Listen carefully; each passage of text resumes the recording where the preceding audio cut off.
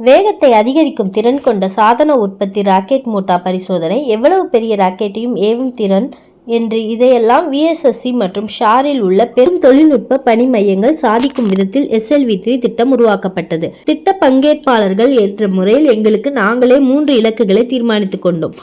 1. ராக்கெட்டுகளுக்காக நாம் உருவாக்கிய சாதனங்கள் தகுதியானவைதானா என்பதை கவுண்டிங் ராக்கெட்டுகள் மூலம் 1975க்குள் சோதித்தறிவது. 2. திட்டமிட்ட பாதையில் செலுத்துவதற்கு முந்தைய நிலையில் தேவையான சோதனைகளை 1976க்குள் முடிப்பது. 3. 1978க்குள் திட்டமிட்ட இறுதிக்கட்ட சுற்றுப்பாதையில் செலுத்தி சோதனை செய்வது. இந்த சமயத்தில் வேலை சூடுபிடித்தது. உற்சாகம் கரை புரண்டோடியது. நான் சென்ற இடங்களில் எல்லாம் எங்கள் அணியினர் ஏதாவது ஒரு சுவாரஸ்யமான விஷயத்தை தயாராக வைத்திருந்தனர். தேசத்தில் முதல் முறையாக கணக்கில் அடங்கா விஷயங்கள் நிகழ்ந்து கொண்டிருந்தன. இந்த மாதிரியான வேலையை அரிச்சுவடி அறியாத அடிமட்ட தொழில்நுட்ப ஊழியர்கள் புதிய அத்தியாயம் படைப்பதில் மும்முரமாக பாடுபட்டு கொண்டிருந்தார்கள். எனது குழு உறுப்பினர்களுக்கிடையே புத்தம் புதிய செயல்பாட்டு பரிமாணங்கள் கிளைவிட்டு செழித்துக் கொண்டிருந்தன. படைப்பை மலர வைக்கும் அம்சங்கள் செயல்பாட்டு பரிமாணங்கள் தான். தனிநபரின் திறமைகள், அறிவாற்றல் போன்றவற்றிற்கும் அப்பாற்பட்டவை அவை. தனது பணியை ஒருவர் செம்மையாக நிறைவேற்றுவதோடு தெரிந்து கொண்டிருக்க வேண்டியவற்றை எல்லாம் விட இந்த செயல்பாட்டு பரிமாணங்கள் விசாலமானவை, ஆழமானவை. மனோபாவம், மதிப்பீடுகள், குணாம்சங்களின் தனித்தன்மைகள் என்பதும் இவற்றில் அடங்கியுள்ளன. மனித ஆளுமை தன்மையின் வெவ்வேறு நிலைகளில் இவை இடம்பெற்றிருக்கின்றன. நடந்து கொள்ளும் முறையில் திறமைகளை கவனிக்க முடியும், அறிவாற்றலை மதிப்பிட முடியும். சமூக பங்களிப்பு, சுய கௌரவ பரிமாணங்கள் இடைப்பட்ட நிலையில் காணப்படும். உந்து சக்திகளும் தனித்தன்மைகளும் உணர்ந்து அல்லது அடி ஆழத்தில் பொதிந்திருக்கும் வேலையின் வெற்றியோடு பரஸ்பரம் மிகவும் நெருக்கமாக பிணைக்கப்பட்டிருக்கும். செயல்பாட்டு பரிமாணங்களை நம்மால் அடையாளம் காண முடிந்தால் அதையெல்லாம் ஒன்றிணைத்து சொல்லிலும் செயலிலும் அபாரமாக சாதிக்கக்கூடிய ஒரு செயல் திட்டத்தை வகுத்து கொள்ள முடியும். SLV3 திட்டம் முழுமையாக நிறைவேற இன்னும் பல படிகளை கடக்க வேண்டியிருந்தாலும் அதன் துணை சாதன வடிவமைப்பு வேலைகள் எல்லாம் பூர்த்தி அடைந்து வந்தன. இந்த திட்டத்திற்காக உருவாக்கிய சில முக்கிய சாதனங்களை 1974 ஜூன் மாதத்தில் சென்டார் என்ற சவுண்டிங் ராக்கெட்டை செலுத்தி சோதனை செய்ய முயன்றோம்.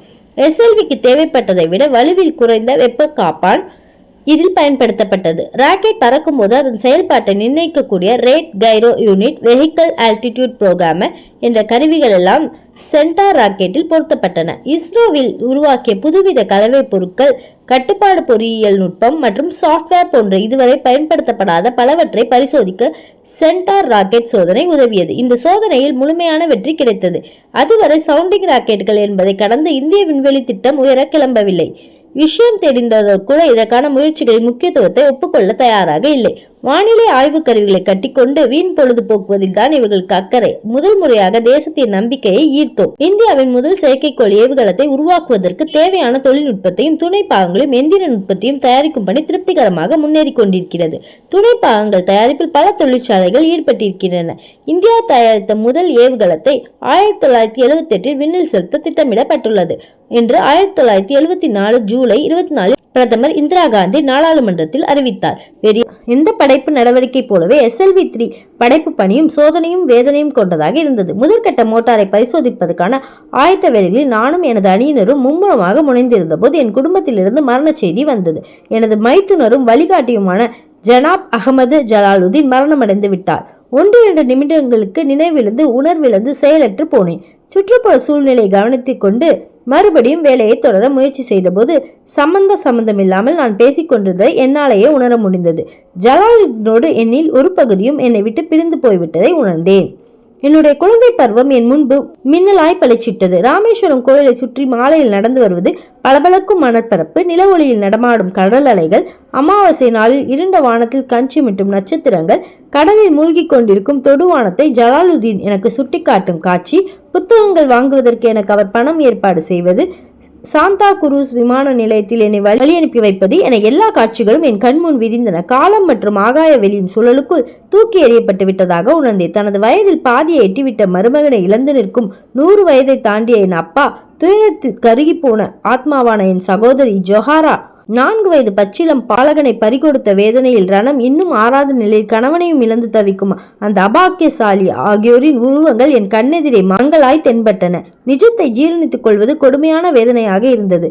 எந்திர மேடை மீது சாய்ந்தவாறு என்னை நானே சமாளித்துக் கொண்டேன். நான் இல்லாத சமயத்தில் செய்ய வேண்டிய வேலைகள் பற்றிய ஒரு சில குறிப்புகளை திட்டத்தின் துணை இயக்குனர் டாக்டர் ஸ்ரீனிவாசனிடம் சொல்லிவிட்டு புறப்பட்டேன். வெவ்வேறு பேருந்துகளில் பயணம் செய்து அடுத்த நாள் தான் ராமேஸ்வரம் வந்து சேர்ந்தேன்.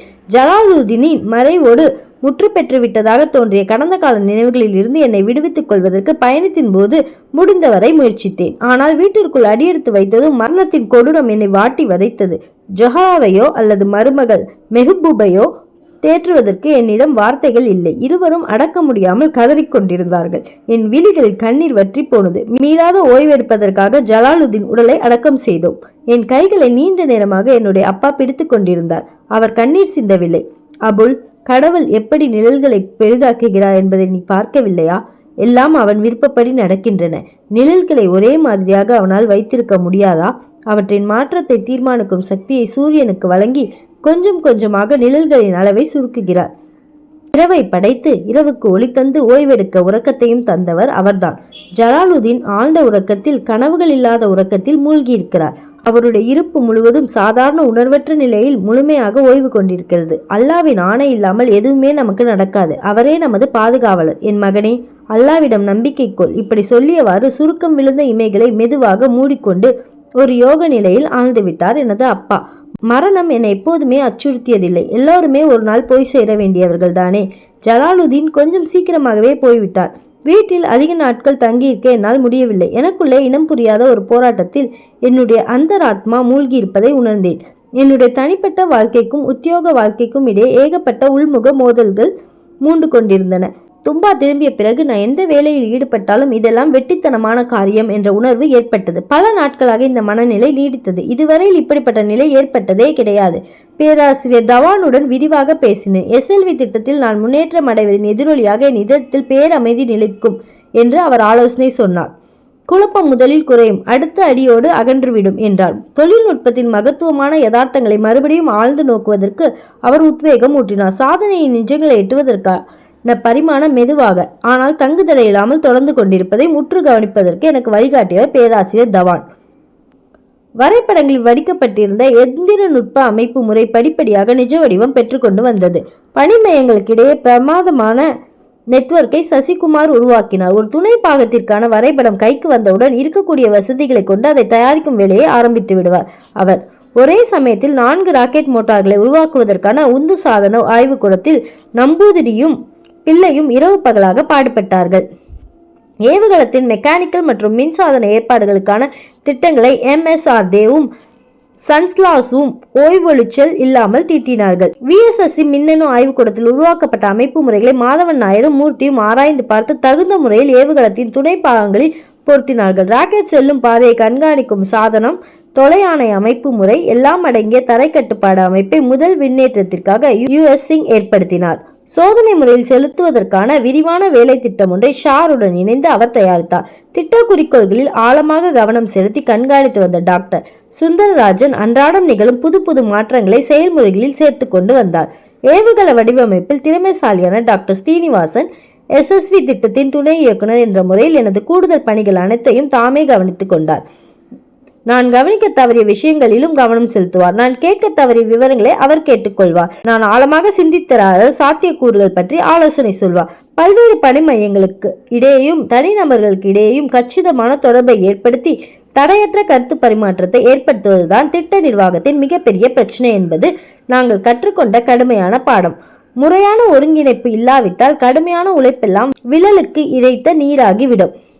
அந்த நாட்களில் இஸ்ரோ தலைமை அலுவலகத்தில் இருந்து வந்திருந்த YS ராஜன் எனக்கு நண்பராக கிடைத்தது என் அதிர்ஷ்டம். அன்றும் இன்றும் எல்லோருக்கும் இனிய தோழர்.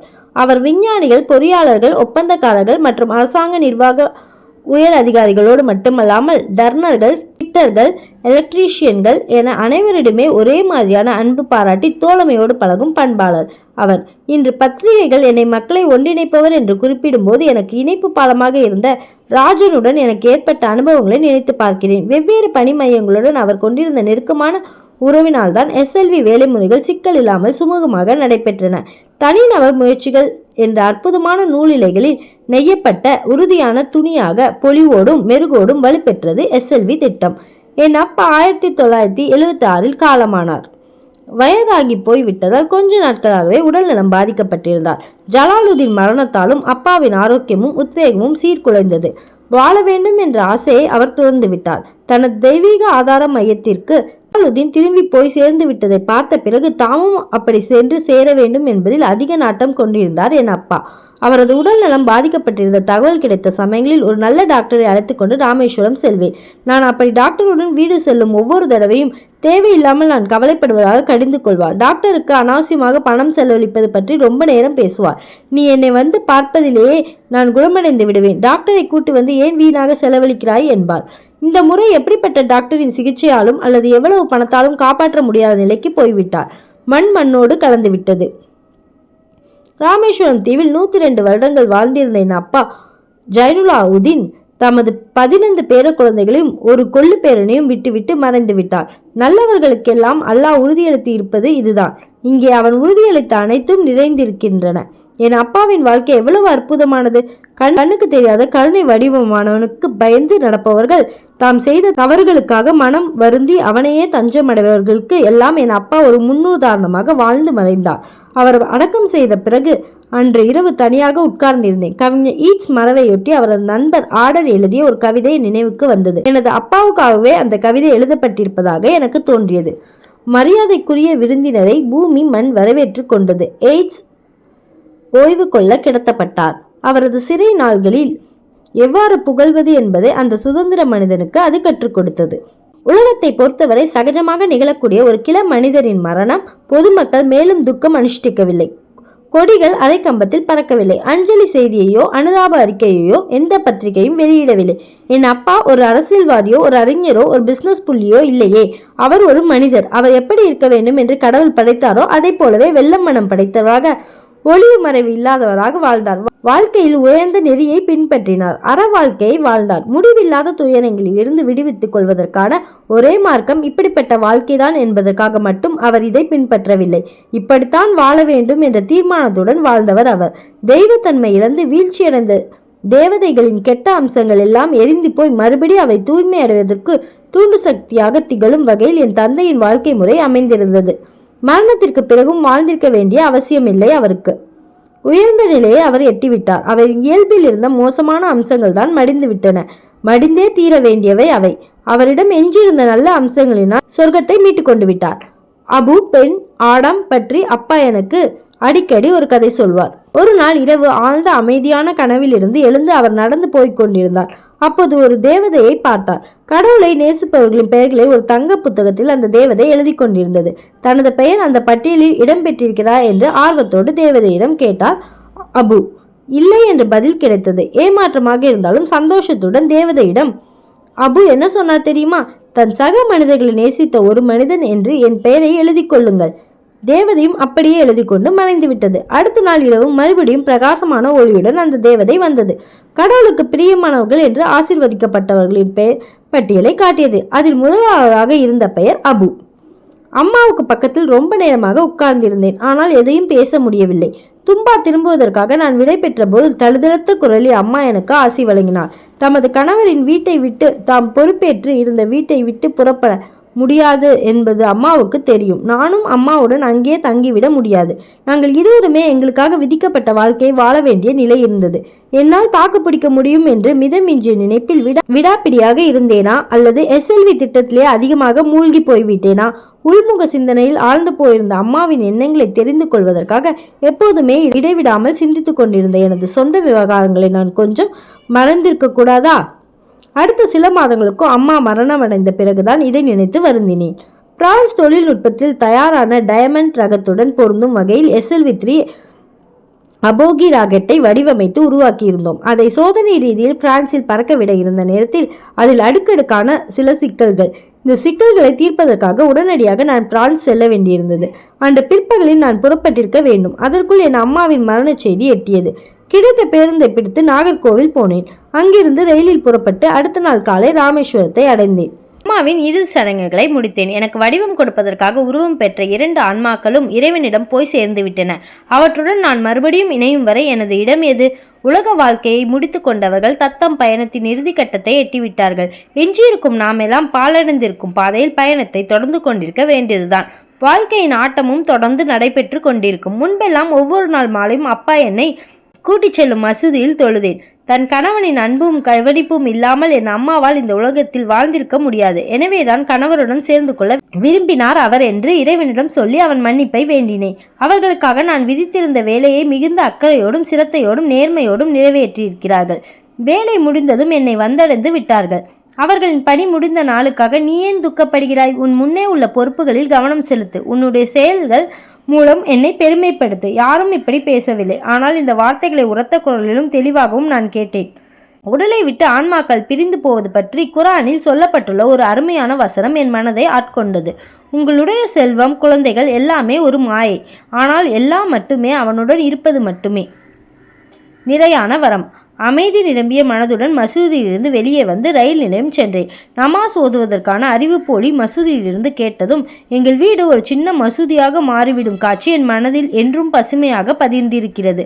என் அப்பா அம்மா தலைமையில் அவர்களின் குழந்தைகளும் பேர குழந்தைகளும் பிரார்த்திக்கும் காட்சியை மறக்கவே முடியாது. அடுத்த நாள் காலை நான் தும்பா திரும்பி விட்டேன். தளர்ந்து போன உடலோடும் நொறுங்கி போன உள்ளத்தோடும் திரும்பி வந்திருந்தாலும் அந்நிய பூமியில் இந்திய ராக்கெட் மோட்டாரை பறக்கவிடும் நமது லட்சியத்தை சாதிப்பதில் உறுதி கொண்டிருந்தேன். SLV-3 அபோகி மோட்டார் சோதனை பிரான்சில் வெற்றிகரமாக முடித்து திரும்பியதும் ஒரு நாள் வார்னர் வன் பிரவுன் வருகை பற்றி டாக்டர் பிரம்ம பிரகாஷ் என்னிடம் தெரிவித்தார். ராக்கெட் அறிவியல் களத்தில் பணியாற்றி கொண்டிருக்கும் எல்லோரும் அவரை நன்கு அறிவார்கள். 2ஆம் உலகப் போரில் லண்டனை சர்வநாசம் செய்த அதிபயங்கரமான V2 ஏவுகணைகளை தயாரித்தவர் அவர்தான். அந்த போரின் இறுதி கட்டத்தில் தேச நாடுகள் அவரை சிறைப்பிடித்தன. அவருடைய அறிவாற்றலையும் மதிநுட்பத்தையும் கௌரவிக்கும் வகையில் நாசாவின் ராக்கெட் திட்டத்தில் அவருக்கு உயர் பதவி கொடுத்திருந்தார்கள். அமெரிக்க இராணுவத்திற்காக வேலை செய்த சமயத்தில் பிரசித்தி பெற்ற ஜூபிட்டர் ஏவுகணையை வன் பிரான் தயாரித்தார். 3000 கிலோமீட்டர் தொலைவில் தாக்கக்கூடிய IRBM வசதி கொண்ட முதல் ஏவுகணை இதான். சென்னை விமான நிலையத்தில் அவரை வரவேற்று தும்பாவுக்கு அழைத்து வரும்படி டாக்டர் பிரம்ம பிரகாஷ் என்னிடம் சொன்னபோது நான் பரவசத்தில் மூழ்கிவிட்டேன். ராக்கெட் மற்றும் ஏவுகணை சரித்திரத்தில் V2 ஏவுகணை ஜெர்மானிய வார்த்தை வெர்சல்டெங் ஸ்வாஃபே என்பதன் சுருக்கம். மகத்தான அரும்பெரும் சாதனை VFR அமைப்பில் விண்கலங்களுக்கான சொசைட்டி என் வன் பிரானும் அவரது பணியினரும் அயராது பாடுபட்டதன் பலன் அது. தனிநபர் முயற்சியாக ஆரம்பித்து இராணுவ திட்டமாக வடிவம் பெற்ற விண்ணளாவிய முயற்சி அது. குமஸ்தாஃப் என்ற ஜெர்மனிய ஏவுகணை ஆய்வுக்கூடத்தில் தொழில்நுட்ப இயக்குநராக பொறுப்பேற்றார் வன் பிரான். 1942 ஜூன் மாதத்தில் நடைபெற்ற முதல் ஏவுகணை சோதனை தோல்வியடைந்தது. 1942 ஆகஸ்ட் 14 நடைபெற்ற சோதனை வெற்றி வெகு வேகமாக விண்ணில் சீறி பாய்ந்தது.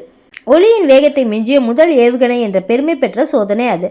வன் பிரானின் மேற்பார்வையில் 10,000க்கும் மேற்பட்ட ஏவுகணைகளை தயாரித்தார்கள். 1944 ஏப்ரலில் இருந்து அக்டோபர் மாதம் வரை ஜெர்மனியில் ஆர்டாசென் அருகே பிரம்மாண்டமான அண்டர் கிரவுண்ட் உற்பத்தி மையத்தில் இந்த ஏவுகணைகளை தயாரிக்கப்பட்டன. இப்படிப்பட்ட ஏவுகணைகளை இதாமகருடன் ஒரு விஞ்ஞானி, வடிவமைப்பாளர், தயாரிப்பு பொறியாளர், நிர்வாகி, தொழில்நுட்ப மேலாளர் என்ற பல அவதாரங்களை உள்ளடக்கி கொண்டிருக்கும் ஒரு மனிதருடன் நான் பயணம் செய்ய போகிறேன்.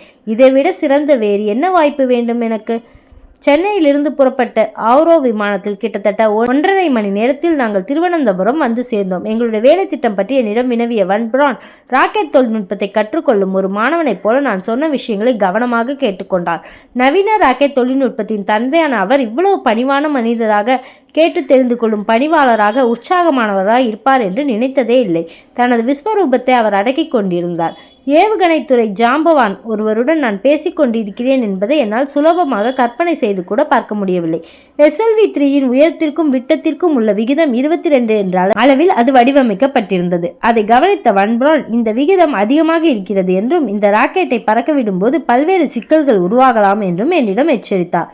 தனது பணி சம்பந்தப்பட்ட வாழ்க்கையின் பெரும் பகுதியை ஜெர்மனியில் கழித்த அவர் அமெரிக்கா பற்றி என்ன நினைத்தார்? சந்திரனில் மனிதனை முதல் முறையாக கால்பதிக்க வைத்த அப்போலோ திட்டத்தின் சாட்ரன் ராக்கெட்டை தயாரித்ததால் அமெரிக்க தேசத்தால் போற்றி புகழப்பட்ட வன் பிரான் சொன்ன பதில் இதோ. பெரும் வாய்ப்புகள் குவிந்துள்ள ஒரு தேசம் அமெரிக்கா. ஆனால் அமெரிக்கர்கள் அல்லாத யார் என்ன செய்தாலும் அதை சந்தேகமாகவும் இகழ்ச்சியாகவும் தான் பார்க்கிறார்கள். இங்கே கண்டுபிடிக்கப்படாத விஷயம் என்ற ஆழமாக வேரோடிவிட்ட மனோபாவம் அவர்களை பிடித்துள்ளது. அந்நிய தொழில்நுட்பங்கள் எல்லாம் அவர்களுக்கு 2ஆம் பட்சம். ராக்கெட் தொழில்நுட்பத்தில் ஏதாவது நீங்கள் சாதிக்க விரும்பினால் நீங்களாகவே சொந்தமாக செயல்படுங்கள் என்று ஆலோசனை சொன்னார். SLV-3 முற்றிலும் ஒரு இந்திய வடிவமைப்பு. உங்களுக்கு உரித்தான சிக்கல்களையும் நீங்கள் சந்தித்துக் கொண்டிருக்கலாம். வெற்றிகளால் மட்டுமே நாம் உயர்ந்து விட முடியாது, தோல்விகளாலும் நாம் முன்னேறுவோம் என்பதை எப்போதுமே நீங்கள் மறந்துவிடக்கூடாது என்றும் அவர் கருத்து சொன்னார். ராக்கெட் தயாரிப்பில் தவிர்க்க முடியாத அம்சங்களான கடும் உழைப்பு, கடமை உணர்வு பற்றி பேச்சு வரும்போது புன்னகைத்துக் கொண்டு கண்களில் குறும்பு பளிச்சிட கூறினார் இப்படி: ராக்கெட் தொழில்நுட்ப பணியில் கடும் உழைப்பு மட்டும் போதாது, கடும் முயற்சியாலேயே மட்டும் வெற்றி பெறுவதற்கு இது ஒன்றும் விளையாட்டு போட்டி அல்ல. இந்த துறையில் இலக்கை மட்டும் நீங்கள் தீர்மானித்துக் கொண்டால் போதாது, அத்தோடு முடிந்தவரை விரைவாக அதை எட்டுவதற்காக விவேகத்துடன் வியூகங்களை வகுத்து கொண்டிருக்க வேண்டும். மேலும் அவர் தொடர்ந்து சொன்னார்: முழுமையான பொறுப்புணர்வு என்பதொன்றும் கடும் உழைப்பாகி விடாது, அது முழுமையான ஈடுபாடு, அவ்வளவுதான். பாறை சுவர் ஒன்றை நிர்மாணிப்பது இடுப்பொடியும் வேலை. தங்கள் வாழ்க்கை முழுவதுமே சிலர் பாறை சுவர்களை எழுப்பிக் கொண்டிருப்பார்கள். அவர்கள் மரணம் அடையும் போது மைல் கணக்கான சுவர் நீண்டிருக்கும். இந்த மனிதர்கள் எவ்வளவு கடின உழைப்பாளிகள் என்பதற்கு மௌன சாட்சியாக நின்று கொண்டிருக்கும். ஆனால் வேறு சில மனிதர்கள் எப்போதும் ஒன்றின் மீது ஒன்றாக பாறைகளை அடுக்கி உயரமான சுவர் எழுப்புவார்கள். இலக்கை எட்டுவதில் தெளிவான கண்ணோட்டம் கொண்டவர்கள் இவர்கள். பாறை சுவர்கள் மீது ரோஜா செடி படர்ந்திருக்கும். ஒரு மாடியாக அது இருக்கலாம்.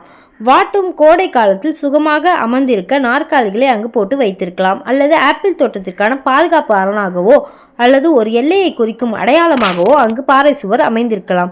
சுவர் அமைக்கும் வேலையை அவர்கள் முடித்துவிட்ட பிறகு ஒரு சுவர் என்பதை விட பெரிதாக ஒன்றை சாதித்திருக்கிறார்கள். இலக்கு என்பதுதான் அது. ராக்கெட் தொழில்நுட்பம் தயாரிப்பதை உங்களுடைய தொழிலாக நினைத்துக் கொள்ளாதீர்கள். அதை உங்களுடைய வாழ்க்கையோடு உங்களுடைய சமயமாக, உங்களுடைய லட்சியமாக ஆக்கிக் கொள்ளுங்கள். வன் பிரானில் பேராசிரியர் சாராபாயை நான் கண்டேனா? இப்படிப்பட்ட நினைப்பே என்னை ஆனந்தத்தில் ஆழ்த்தியது. குடும்பத்தில் அடுத்தடுத்து 3 மரணங்கள் நேர்ந்து விட்டதால் தளர்ந்து போய்விடாமல் தொடர்ந்து செயல்படுவதற்காக வேலையில் ஒட்டுமொத்தமான பொறுப்புணர்வையும் ஈடுபாட்டையும் நான் வளர்த்து கொள்ள வேண்டியதாயிற்று. எனது ஜீவனின் ஒவ்வொரு துளியையும் SLV உருவாக்கத்தில் ஈடுபடுத்த விரும்பினேன். எனக்காக கடவுள் விதித்திருந்த திட்டத்தையும் அவனது பூமியில் நான் பிறந்ததற்கான நோக்கத்தையும் நான் கண்டு கொண்டது போல உணர்ந்தேன். பயணப்பட வேண்டிய பாதையையும் கண்டுபிடித்து விட்டது போல எனக்கு தோன்றியது. இந்த காலகட்டத்தில் என்னை நானே மாற்றி அமைத்துக் கொண்டது போல பம்பரமாக செயல்பட்டேன். மாலை நேர பேட்மிண்டன் ஆட்டங்கள், வார இறுதி நாட்கள், விடுமுறை நாட்கள், குடும்பம், உறவுகள் எல்லாவற்றையும் ஏற கட்டிவிட்டேன்.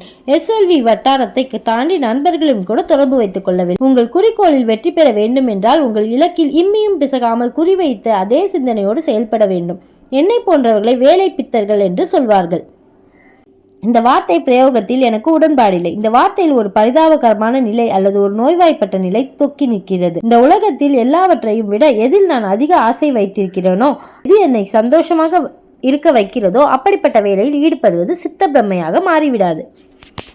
26வது வசனத்தில் சொல்லப்பட்டிருக்கும் வாசகங்கள் நான் பணியாற்றும் போது நினைவுக்கு வரும். இறைவனே, என்னை சோதனை செய்யுங்கள், என் சக்தியை நிரூபிக்க செய்யுங்கள். தங்களுடைய தொழில் சிகரத்தை எட்ட விரும்புகிறவர்களுக்கு தேவையான அடிப்படை தகுதி முழுமையான பொறுப்புணர்வு, தன்னால் முடிந்த அளவுக்கு தனது சக்தி முழுவதையும் பயன்படுத்தி பாடுபடுவதும். ஆசை வந்துவிட்ட ஒருவிடம் வேறு எந்த ஆசைக்கும் இடம் இருக்காது. வாரத்தின் 40 மணி நேர வேலையில் மற்றவர்களை மட்டும் தட்டி பேசி பொழுதை கழித்தே சம்பளம் ஆகியவர்கள் என்னுடன் இருந்தார்கள். வாரத்தில் 60, 80, ஏன் 100 மணி நேரம் கூட வேலை செய்யும் பழக்கம் உள்ள மற்றவர்களையும் நான் அறிவேன். வேலையில் இவர்கள் பரவசம் அடைந்தார்கள், பலனடைந்தார்கள். வெற்றியடைந்த எல்லோரிடமும் காணப்படும் பொதுவான அம்சம் முழுமையான பொறுப்புணர்வு. உங்களுடைய நம்பிக்கை முறைக்கு முரண்பட்டிருக்கும். சில விஷயங்களை பார்ப்பதற்கோ அல்லது சில காரியங்களில் ஈடுபடுவதற்கோ நீங்கள் மறுக்கிறீர்களா? வாழ்க்கையில் நீங்கள் சந்திக்கும் மன உளைச்சல்களை, இறுக்கத்தை உங்களால் சமாளித்துக் கொள்ள முடிகிறதா? துடிதுடிப்பான ஒருவருக்கும் குழப்பத்தில் சிக்கிக்கொண்ட ஒருவருக்கும் உள்ள வேறுபாடு அவரவர் மனோபாவங்களை பொறுத்தது. அனுபவங்களை அவரவர் மனம் கையாளுகின்ற விதம்தான் இந்த வேறுபாட்டை ஏற்படுத்துகிறது. நமது ஆரோக்கியத்திற்கு கஷ்டங்கள் அவசியம் தேவை. நமது உடலுக்குள்ளேயே நல்ல விதமான உணர்வுபூர்வ சூழ்நிலையை உருவாக்கி கொள்ளாவிட்டால் வெற்றியடைந்த பிறகு அதை அனுபவித்து மகிழ்ச்சி அடைய முடியாமல் போய்விடும். நாம் அனைவரும் நமக்குள்ளேயே ஏதோ ஒரு வித அதி அற்புத அறிவாற்றலை வைத்துக் கொண்டிருக்கிறோம்.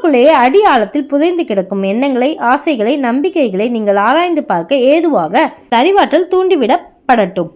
இப்படி உங்களுக்கு நீங்களாகவே உரமேற்றி சக்தி அளித்துக் கொண்டு வேலையில் பொறுப்புணர்வோடு இறங்கினாலும் உங்களுக்கு நல்ல ஆரோக்கியமும் அளவிட முடியாத சக்தியும் தேவைப்படுகிறது. சிகரத்தை எட்டுவதற்கு அது எவரெஸ்ட் சிகரமாக இருந்தாலும் சரி அல்லது உங்களுடைய பனிக்களத்தின் உச்சியாக இருந்தாலும் சரி, வலிமை வேண்டும். வெவ்வேறு விதமான ஆற்றல் களஞ்சியங்களுடன் நாம் பிறந்திருக்கிறோம். ஆரம்பத்திலேயே களைத்து போய் சக்தி இழந்து விடும் ஒருவரால் தனது வாழ்க்கையை அடையாளம் கண்டு கொள்வதற்காக வெகு விரைவாக செயல்பட முடியும். 1979 6 உறுப்பினர் கொண்ட ஒரு குழு சிக்கலான அந்த சோதனையில் இறங்கியது. ராக்கெட்டின் 2ஆம் கட்ட கட்டுப்பாட்டு அமைப்பை நிலைத்த சோதனைக்கு உட்படுத்துவதே குழுவின் திட்டம். இந்த சோதனையில் ஏராளமான வெப்பம் வெளியேறுவதால் தொலைதூரத்தில் இருந்தே கட்டுப்படுத்தும் வகையில் பரிசோதனைகள் நடைபெறும். ராக்கெட் நெருப்புடன் வெளியே வெளியேற்றும் சக்திக்கு ஏற்ப அது மேல் நோக்கி பாயும். அப்படி வெளியேற்றப்படும் சக்தி ராக்கெட்டை மேல் நோக்கி செலுத்த போதுமானதா என்பதை தரையிலேயே சோதித்து பார்ப்பார்கள். ராக்கெட்டை படுக்க வைத்த நிலையில் இந்த சோதனைகள் நடைபெறும். இந்த நிலையில் நெருப்புடன் பின்னோக்கி வெளியேறும் சக்திக்கு ஏற்ப முன்னோக்கி அது நகர்ந்து விடாதவாறு தரையில் அது பிணைக்கப்பட்டிருக்கும். இப்படி நடைபெறும் சோதனை தான் ஸ்டாட்டிக் டெஸ்ட். இந்த சோதனை தொடங்குவதற்கு 15 நிமிடங்களே இருந்தன. அதற்கான பரிசோதனைகளில் ஈடுபட்டிருந்த போது 12 வால்வுகளில் ஒன்று மட்டும் செயல்படாததை குழு கண்டுபிடித்தது. கவலையடைந்த குழு உறுப்பினர்கள் என்ன சிக்னல் என்று பார்ப்பதற்காக ராக்கெட் வைக்கப்பட்டிருந்த சோதனை களத்திற்கு விரைந்தார்கள். சிவப்பு புகையுடன் கூடிய நைட்ரிக் ஆசிட் நிரப்பப்பட்டிருந்த ஆக்சிடைசர் டேங்க் திடீரென்று வெடித்து சிதறியது. குழு உறுப்பினர்கள் மீது ஆசிட் தெளித்து கருக்கியதால் மோசமான காயங்கள் ஏற்பட்டன. காயங்களின் வேதனையில் அவர்கள் தவித்தது கொடுமையான அனுபவம். காயம்பட்டவர்களை எடுத்துக்கொண்டு நானும் குரூப் திருவனந்தபுரம் மருத்துவக் கல்லூரி மருத்துவமனைக்கு விரைந்து சென்றோம். அந்த சமயத்தில் அங்கு 6 படுக்கைகள் காலியாக இல்லை. என் சகாக்களை எப்படியாவது அட்மிட் செய்து கொள்ளுமாறு நாங்கள் இருவரும் கெஞ்சி கூத்தாடினோம். காயம்பட்ட 6 பேரில் சிவராமகிருஷ்ண நாயரும் ஒருவர். அவர் உடம்பின் பல பகுதிகளில் ஆசிட் தெரித்திருந்ததால் வலியால் துடித்து கொண்டிருந்தார். மருத்துவமனையில் ஒரே ஒரு படுக்கை ஏற்பாடு செய்து கொடுத்தார்கள். நான் அவருக்கு பக்கத்திலேயே உட்கார்ந்திருந்தேன். அதிகாலை சுமார் 3 மணிக்கு சிவராமகிருஷ்ணனுக்கு நினைவு திரும்பியது. நடந்துவிட்ட அசம்பாவத்திற்கு வருத்தம் தெரிவித்தார். நினைவு வந்தவுடனே அவர் இது பற்றித்தான் பேசினார். இந்த விபத்தினால் வேலை திட்டங்களில் ஏற்பட்டுவிட்ட தரங்களை சரி செய்து விடுகிறேன் என்று உறுதியளித்தார். வலியின் கொடுமையான வேதனைக்கு இடையும் அவரின் பளிச்சிட்ட கடமை உணர்வும் நம்பிக்கையும் என்னை மெய் சில்க வைத்தது. சிவராமகிருஷ்ணனை போன்றவர்கள் விசித்திரமான மனிதர்கள். முன்பு சாதித்தை விட எப்போதும் மேலும் அதிகமாக சாதித்து கொண்டிருக்கும் கடும் உழைப்பாளிகள் அவர்கள். தத்தம் கனவோடு குடும்ப வாழ்க்கையும் சமூக வாழ்க்கையும் இரண்டாக பிணைத்து கொண்டு விட்டதால் தடைகளும் சோதனைகளும் தவிடு பொடியாகி விடுகின்றன. இப்படிப்பட்ட சாதனையால் உள்ளார்ந்த மகிழ்ச்சி அவர்களுக்குள்ளே நீரோட்டமாக பாய்ந்து கொண்டிருக்கிறது. இந்த சம்பவத்தால் என் அணியினர் மீது நான் கொண்டிருந்த நம்பிக்கை மேலும் வலுப்பட்டது. வெற்றியிலும் தோல்வியிலும் நிலைகுலையாமல் பாறையை போன்று உறுதியாக நிற்கும் நெஞ்சுரம் கொண்ட அணி அது. பல இடங்களில் பரவச நீரோட்டம் என்ற வார்த்தையை விரிவாக விளக்காமல் பயன்படுத்தி இருக்கிறேன். இந்த நீரோட்டம் என்பது என்ன? இந்த சந்தோஷங்கள் எல்லாம் என்ன? இதையெல்லாம் நான் மாய தருணங்கள் என்று சொல்வேன். பேட்மிண்டன் விளையாடும் போது ஜாக்கிங் போகும்போதும் ஏற்படும் அனுபவத்திற்கும் இந்த தருணங்களுக்கும் இடையே ஒரு ஒற்றுமையை காண்கிறேன். முழுமையான ஈடுபாட்டு உணர்வோடு நாம் செயல்படும் போது ஒரு பரவச பெருக்கை நாம் அனுபவிக்கிறோம். இப்படி செய்ய வேண்டும் என்ற நினைவோடு வேலையில் ஒருவர் ஈடுபட வேண்டிய அவசியமே அந்த பரவசப்படுதலில் ஏற்படுவதில்லை. அந்த தருணத்தில் ஒருவர் உள்ளார்ந்த தத்துவப்படி அடுத்தடுத்த செயல்கள் இயல்பாக தொடர்கின்றன. அப்போது அவசர கதி செயல் இல்லை. ஒருவரின் கவனத்தை எதுவுமே சிதறடிப்பதில்லை. கடந்த காலமும் எதிர்காலமும் மறைகிறது. அதை போலவே சுயம் என்பதற்கும் செயலுக்கும் இடையே உள்ள வேறுபாடு மறைகிறது. எங்கள் அனைவரையும் SLV நீரோட்டம் பரவச பெருக்கு ஆட்கொண்டது. நாங்கள் மிக கடுமையாக பாடுபட்டிருந்தாலும் பதற்றம் இல்லாமல் சாவாசமாகவும் துடிதுடிப்போடும் பொலிவோடும் இருந்தோம். இது எப்படி நிகழ்ந்தது? இந்த பரவச பெருக்கை உண்டாக்கியவர் யார்? நாம் சந்திக்க துடிக்கும் பொருள் பொதிந்த சீரான குறிக்கோள்கள் தான் அதை உருவாக்குகிறது. நம்மால் எவ்வளவு அதிகமாக சாதிக்க முடியுமோ அந்த அளவுக்கு நமது குறிக்கோளை தீர்மானித்துக் கொள்ள வேண்டும். பிரச்சனைகளுக்கு தீர்வு காணும் புதுமையான மாற்றங்களை காண பாடுபடும் நமது வேலை முறைதான் நம்மை இந்த பரவசத்தில் ஆழ்த்துகிறது. SLV3 எந்திர நுணுக்கங்கள் ஒரு வடிவத்திற்கு வர ஆரம்பித்த போது கர்மமே கண்ணாக செயல்படும் எங்கள் ஆற்றல் அபாரமாக அதிகரித்தது. எனக்குள் ஒரு நம்பிக்கை பிரவாகம் பொங்கியதையும் நானும் SLV3 திட்டமும் எனது முழுமையான கட்டுப்பாட்டிற்குள் இருந்ததையும் உணர்ந்தேன். கட்டுக்குள் அடங்கியுள்ள படைப்பாற்றலில் ஒரு துணை பொருள்தான் பரவச பெருக்கு. உங்களுடைய இதயத்தின் அங்கீகாரம் பெற்றிருக்கும் ஏதோ ஒரு காரியத்திற்காக கடுமையாக உழைப்பதுதான் முதற் தேவை. அது ஒரு மகத்தான சவாலாக இருக்க வேண்டும் என்பதில்லை. உங்களை கொஞ்சம் வியர்வை சிந்த வைக்கும் அளவுக்கு இருந்தாலே போதும். நேற்றை விட இன்று, போன தடவையை விட இப்போது சிறப்பாக செயல்படுகிறீர்கள் என்று உங்களை உணர வைக்கக்கூடியதாக அந்த சவால் அமைந்திருக்க வேண்டும் என்பதுதான் முக்கியம். அந்த பரவச பெருக்கை அனுபவிக்க வைக்கும் இன்னொரு முக்கிய அம்சம் குறுக்கீடு இல்லாத ஒரு குறிப்பிட்ட கால அளவு. எனது அனுபவத்தில் 1/2 மணி நேரத்திற்குள் அந்த பரவசம் பரவும் நிலையை எட்டுவது சிரமம். அதிலும் குறுக்கீடுகள் உங்களை சூழ்ந்து கொண்டால் கிட்டத்தட்ட அது சாத்தியப்படாமல் போய்விடும். ஒன்றை சிறப்பாக கற்றுக்கொள்வதற்கான ஒரு நிலைக்கு நம்மை நாமே தயார்படுத்திக் கொள்வது போல இந்த பரவச நீரோட்டத்தில் நம்மை உட்படுத்திக் கொள்வதற்கான நிலையை எட்டுவதற்கு ஏதாவது ஒரு உபாயத்தை நாம் பயன்படுத்தி கொள்ள முடியுமா? நிச்சயமாக முடியும். பரவச பெருக்கு உங்களுக்குள் படர்ந்திருந்த முந்தைய சந்தர்ப்பங்களை நீங்கள் பகுப்பாய்வு செய்து பார்க்க வேண்டும் என்பதுதான் இதன் சூட்சும ரகசியம். ஒரு குறிப்பிட்ட தூண்டு விசையை கிரகித்து பிரதிபலிக்கக்கூடிய இயல்பான விசேஷ அலைவரிசை ஒவ்வொரு இடமும் உள்ளது. உங்களை பொறுத்தவரை அப்படி ஏதாவது ஒரு பொதுவான ஈர்ப்பு அம்சம் உள்ளதா என்பதை நீங்கள் அடையாளம் கண்டு கொள்ள வேண்டும். அப்படி நீங்கள் அதை இனம் கண்டுவிட்டால் அந்த பரவச கட்டத்தை உங்களால் அமைத்துக் கொள்ள முடியும். SLV திட்டத்தில் ஈடுபட்டிருந்த போது இந்த நிலையை பல சந்தர்ப்பங்களில் ஏறக்குறைய எல்லா நாட்களிலும் அனுபவித்திருக்கிறேன். வேலை முடிந்து எல்லோரும் போய்விட்ட பிறகும் கூட நீண்ட நேரம் நான் மட்டும் தனியாக ஆய்வுக்கூடத்தில் அமர்ந்திருந்த நாட்களும் உண்டு. பல நாட்கள் நானும் என் அணியினரும் சாப்பாட்டு நேரத்தை கூட மறந்துவிட்டு வேலையில் மூழ்கி போய் இருந்திருக்கிறோம். பசி எடுத்த உணர்வு கூட இல்லாமல் பணியாற்றியிருக்கிறோம். இது போன்ற சந்தர்ப்பங்களை பின்னோக்கி போய் அலசி பார்க்கும்போது அப்போதும் பரவசம் பரவி பற்றி கொள்வது போன்ற அனுபவங்கள் ஏற்பட்டதாகவே தோன்றுகிறது. திட்டம் ஏறக்குறைய பூர்த்தியடைந்த நிலையை எட்டிய போதும் தேவையான எல்லா தகவலும் திரட்டி வைத்துக்கொண்டு அடுத்தடுத்து எதிர்கொண்டிருக்கும் பிரச்சனைகளை தீர்ப்பதற்கான நடவடிக்கைகளில் இறங்கிய போதும் இதை அனுபவித்திருக்கிறேன். எந்த பிரச்சனைகளிலும் இல்லாமல், எந்த மாதிரியான ஆலோசனை கூட்டங்களும் இல்லாமல் அலுவலகத்தில் அமைதியாக இருந்த சமயங்களிலும் கூட இந்த அனுபவத்தை உணர்ந்திருக்கிறேன். இப்படி பரவசம் பரவும் தருணங்கள் படிப்படியாக அதிகரித்து அடிக்கடி நிகழ்ந்தன. கடைசியாக 1979 மத்தியில் SLV3 கனவு நினைவானது. முதலாவது சோதனை முறையிலான SLV3 விண்ணேற்றலை 1979 ஆகஸ்ட் 10 அன்று நிகழ்த்துவதற்கு திட்டமிட்டிருந்தோம். முழுமையாக ஒருங்கிணைக்கப்பட்ட ஒரு ஏவுகலம், ஒவ்வொரு கட்டத்தையும் இயக்கும் மோட்டார்கள், வழிகாட்டுதல் மற்றும் கட்டுப்பாடு சாதனங்களையும் எலக்ட்ரானிக் துணை சாதனங்களையும் உருவாக்குதல், ராக்கெட் செல்லும் பாதையை நிர்ணயிப்பது, கண்காணிப்பது, பரிசோதனை வசதிகள் போன்ற அனைத்தையும் ஸ்ரீஹரிகோட்டா ஏவுகண வளாகத்தில் உருவாக்குவது என்ற திட்டத்தின் பிரதான குறிக்கோள்கள் நிறைவேற இருந்த நாள் அது. 23 மீட்டர் நீளமும் 17 டன் எடையும் கொண்ட 4 கட்ட SLV3 ராக்கெட் காலை 7:58 மணிக்கு கம்பீரமாக விண்ணை நோக்கி கிளம்பியது. புரோகிராம் செய்யப்பட்டிருந்த வளைவு பாதையை சரியாக பின்தொடர்ந்து சென்றது. முதல் கட்ட பயணம் கனக்கச்சிதமாக முடிவடைந்தது. முதல் கட்டத்திலிருந்து இரண்டாவது கட்டத்தை எட்டும் மாற்றமும் எந்த சிக்கலும் இல்லாமல் நல்லபடியாக நிகழ்ந்தது. SLV3 வடிவம் எடுத்த எங்கள் நம்பிக்கை விண்ணில் சிறகடித்து செல்வதை ஆடாமல் அசையாமல் பார்த்து கொண்டிருந்தோம். நம்பிக்கை தகர்ந்து போனது. இரண்டாவது கட்டம் கட்டுப்பாட்டை இழந்து விட்டது.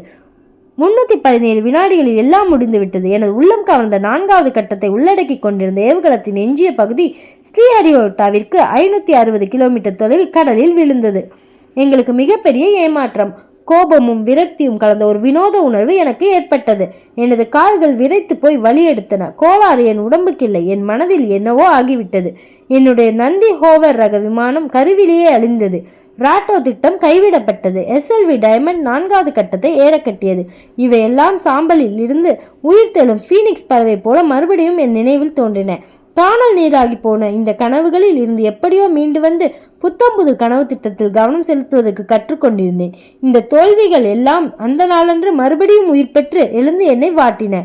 ஒருவேளை நீங்கள்தான் அதற்கு காரணம் என்றால் என்ன செய்ய போகிறீர்கள் என்று யாரோ பிளாக் ஹவுஸில் என்னிடம் கேட்டார்கள். இந்த கேள்விக்கு விடை காண முயன்றேன். ஆனால் மிகவும் களைத்து போய் இருந்ததால் இது பற்றி என்னால் ஆழமாக சிந்தனை செய்ய முடியவில்லை. முதல் நாள் இரவு முழுவதும் கவுண்டவுன் வேலை நடந்து அடுத்த நாள் காலையில் விண்ணில் ஏவும் பணி நடத்தப்பட்டது. அந்த ஒரு வாரம் முழுவதும் எனக்கு பொட்டு தூக்கம் கிடையாது. உடலும் மனதும் சக்தி இழந்து விட்டது. வேறெங்கும் போகாமல் என் அறைக்கு சென்றேன். படுக்கையில் விழுந்தேன். பிற்பகல் முடிய போகும் நேரம். கிட்டத்தட்ட மாலை வேலை நெருங்கி கொண்டிருந்த தருணம். யாரோ என் தோளில் இதமாக தொடுவதை உணர்ந்து கண் திறந்து பார்த்தேன். டாக்டர் பிரம்ம பிரகாஷ் எனக்கு பக்கத்தில் உட்கார்ந்திருந்தார். சாப்பிட போகலாமா என்று கேட்டார். அவரின் பரிவிலும் அன்பிலும் நெகிழ்ந்து போனேன். 2 தடவை என் அறைக்கு வந்த அவர் நான் உறங்கிக் கொண்டிருப்பதை பார்த்து திரும்பிச் சென்று விட்டதாக பிறகு எனக்கு தெரிய வந்தது. அவருடன் சேர்ந்து நான் உணவு அருந்த வேண்டும் என்பதற்காக நான் விழிக்கும் வரை அவ்வளவு நேரம் காத்து கொண்டிருந்திருக்கிறார். நான் துயரத்தில் இருந்தாலும் தனிமைப்பட்டு இருக்கவில்லை. டாக்டர் பிரம்ம பிரகாஷின் பக்கத்துணையால் புத்துணர்வும் புதிய நம்பிக்கையும் எனக்குள் பரவியது.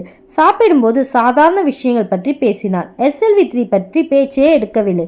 ஆனால் அவர் பேசிய வார்த்தைகள் எனக்கு பெரும் ஆறுதல் தந்தன.